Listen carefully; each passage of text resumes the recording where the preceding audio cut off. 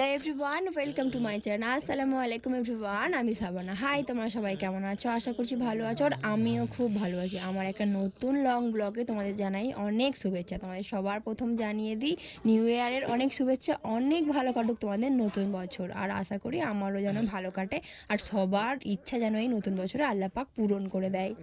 বিয়ে বাড়ি আর বিয়ে বাড়ি করে করে তো অনেক শপিং করা হলো, কিন্তু এই বিয়ে বাড়িটা মাত্র 3 দিনেই শেষ হয়ে যায়। একটা আনন্দের জন্য আমরা কত কি না করতে পারি, কিন্তু এই আনন্দটা মুহূর্তের মধ্যে শেষ হয়ে যায়। সত্যি আমার তো খুবই খারাপ লাগে। আনন্দ আসার সময় ভালো লাগে, কিন্তু চলে গেলে আর ভালো লাগে না। ফাইনালি আজকে যাব বিয়ে বাড়ি, তাই জন্য সব প্যাকেজিং চলছে। আর আমরা 6-7 জন মিলে যাব, আমাদের ফ্যামিলি মেম্বার কতজন তোমরা তো সবাই জানো। তো সকলের লাগেজ গোছাতে গোছাতে আমার তো প্রায় দুপুর থেকে বৈকাল হয়ে গেল।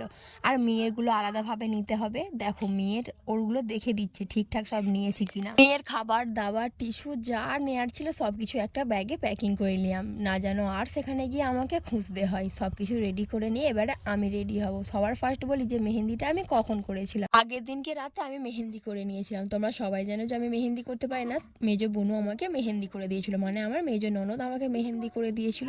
আর রাত্রেবেলা আমি ক্লিপ নিতে পারিনি, কারণ মেয়ে এত দুষ্টুমি করছিল যে ভিডিও ক্লিপটাই নেওয়া হয়নি। বিয়ে বাড়ি মানেই তো মেকআপ, আর আমিও বসে পড়েছি মেকআপ করতে। আর এদিকে দেখো মেকআপ করতে গিয়ে মাস্কারাটা আমার চোখে গুজে গিয়ে কি অবস্থা হয়ে গেল। আর আমি তো জীবনে একা একা মেকআপ কোনোদিনও কমপ্লিট করতে পারিনি। আমার জায়ের মেয়ে এসে আমার মেকআপটা কমপ্লিট করে দিল। বলো আমার ফাইনাল লুকটা তোমাদের কেমন লাগছে? মেকআপ করে হলুদ ড্রেস পরে তো রেডি হয়ে গিয়েছি, কিন্তু একটা কষ্টের কথা কি বলতো, শীতকাল মানে সোয়েটার পরতে হবে, আর বিয়ে বাড়ি মানেই হলুদের দিনকে হলুদ ড্রেস পরতে হয়। সবাই মিলে হলুদ ড্রেস পরে নিয়েছি, কিন্তু সোয়েটার পরে পুরো ঢাকা দেয়া হয়েছে।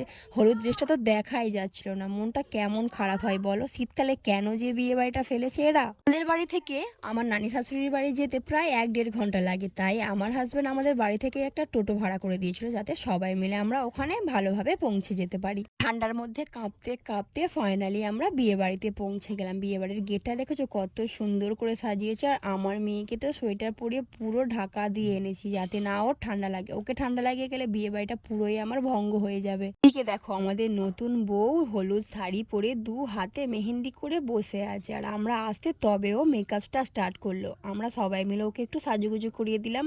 বিয়ের কনেকে যদি না সুন্দর লাগে, বিয়ে বাড়িটা কীভাবে সুন্দর হবে বলো। ও তো রেডি হয়ে বসে পড়লো এবারে হলুদ মাখার জন্য। যা নিয়ম ছিল সেগুলোকে সব কিছু কমপ্লিট করে দেওয়া হলো। চলো এবারে খাওয়া দাওয়ার পালা।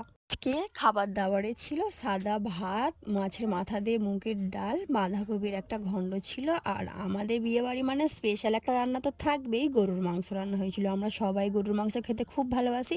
ডাল আর বাঁধাকপি দিয়ে ভাতটা খাওয়া হয়ে যাওয়ার পরে আমাদেরকে গরুর মাংস দিয়ে গেল। এদিকে আমি খাওয়া দাওয়া কমপ্লিট করে বাড়িতে যাই। তোমরা আমার চ্যানেলকে সাবস্ক্রাইব করো, নতুন নতুন আরও ভিডিও দেখতে পাবে। Bye bye.